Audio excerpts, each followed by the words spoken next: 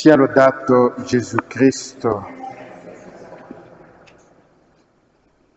Dunque, in quel tempo si parlava del Tempio di Gerusalemme perché era di una grande bellezza, con delle pietre votive, delle pietre di valore, dei doni dei fedeli. E in questo contesto che Gesù risponde dicendo che di tutto quello che vedete non sarà lasciata pietra su pietra che non sarà distrutta. Prima di tutto Gesù ci fa vedere la precarietà delle cose di questo mondo. Tutto invecchia e anche si distrugge. Ci può essere un terremoto, ci può essere un fatto naturale, una calamità naturale che può anche far crollare una bella casa. Ma Gesù ci fa soprattutto capire oggi la distruzione del Tempio anche che siamo se viviamo nell'orgoglio e nell'ipocrisia. Ci sarà effettivamente la distruzione di questo Tempio che siamo, la rovina totale. Ecco perché Gesù ci interpella, ci dobbiamo interrogare se non abbiamo l'orgoglio, l'ipocrisia, che sono le cause della distruzione del Tempio nostro.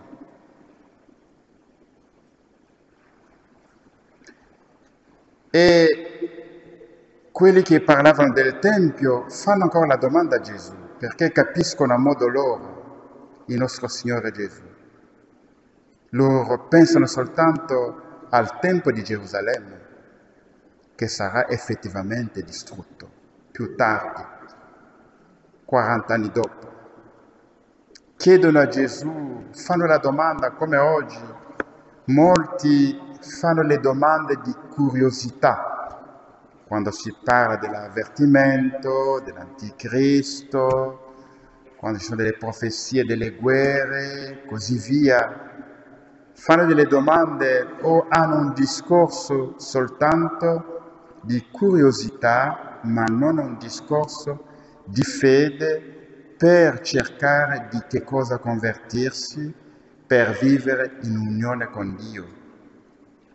Allora, in questo contesto che fanno la domanda a Gesù e quando accadranno queste cose, e Gesù li mette in guardia che non lasciatevi ingannare, perché molti verranno nel mio nome dicendo sono io, diranno il tempo è vicino. E Gesù avverte, non andate dietro a loro.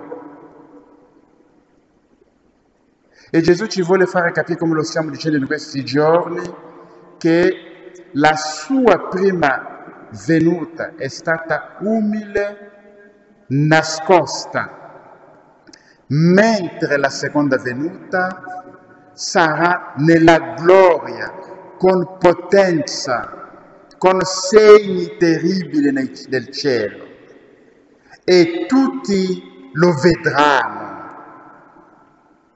tutti si accorgeranno, buoni e cattivi, peccatori e santi, tutti lo vedranno venire. E Gesù dice ancora che quando sentirete di guerre e di rivoluzione, non vi terrorizzate, perché prima devono avvenire queste cose, ma non è subito la fine. Qui Gesù ci avverte che le cose brutte possono anche venire durante la nostra vita terrena.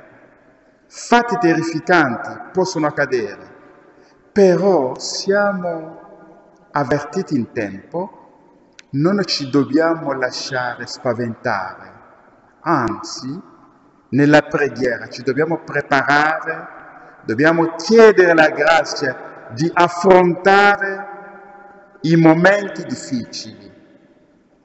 Vi ricordate questo messaggio bellissimo della Santissima Vergine Maria di Medjugorje, dove del 25 luglio 2019, dove dice che verranno i tempi di prova e la prova è arrivata, la pandemia.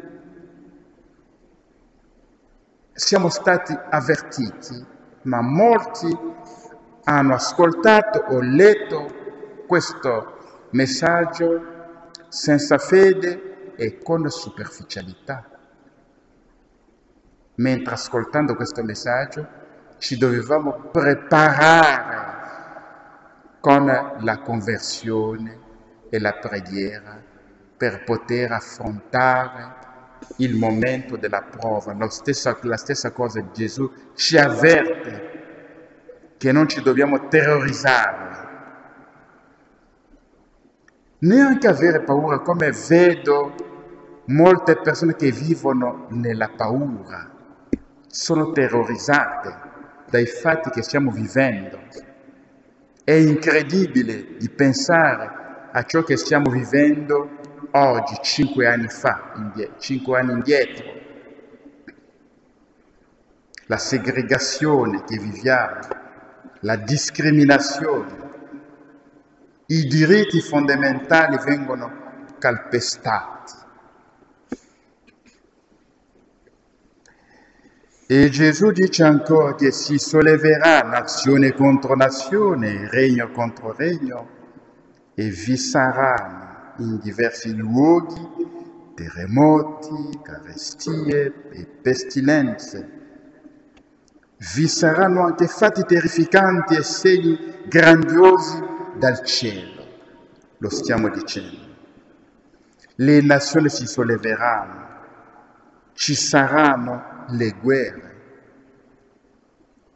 Ma Gesù ci vuole soprattutto parlare già della guerra che c'è nelle nostre famiglie, dove ci sono la divisione tra i pro e i contro, quella cosa che sapete, quella cosa, l'elisir dell'immortalità terrena.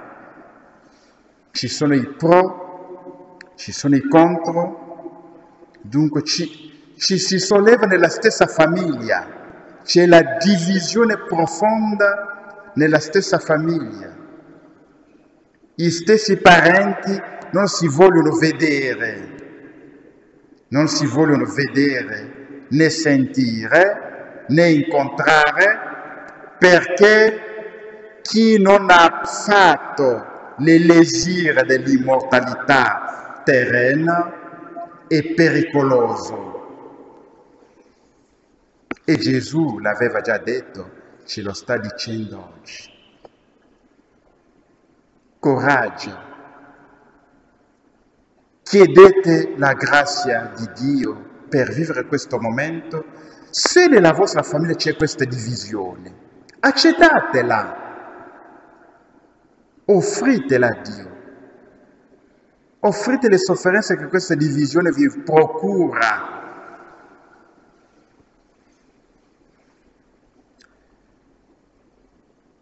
Quando Gesù dice che si solleverà nazione contro nazione e regno contro regno, Gesù vuole anche parlare di noi. Le passioni che stanno dentro di noi si possono anche sollevare, anzi si sollevano quasi ogni giorno, fanno guerra in noi. E tutto questo per trascinarci al peccato. Come Gesù ci sta avvertendo, importa per noi pregare, chiedere la grazia di Dio quando ci troviamo in guerra con noi stessi. La nostra carne ci fa la guerra contro lo spirito. Le passioni disordinate fanno la guerra in noi. Allora conviene andare da Gesù Gesù, tu hai profetizzato questa cosa, la sto vivendo. Aiutami, aiutami, Gesù mio, a non cadere nel peccato. Sia lodato Gesù Cristo.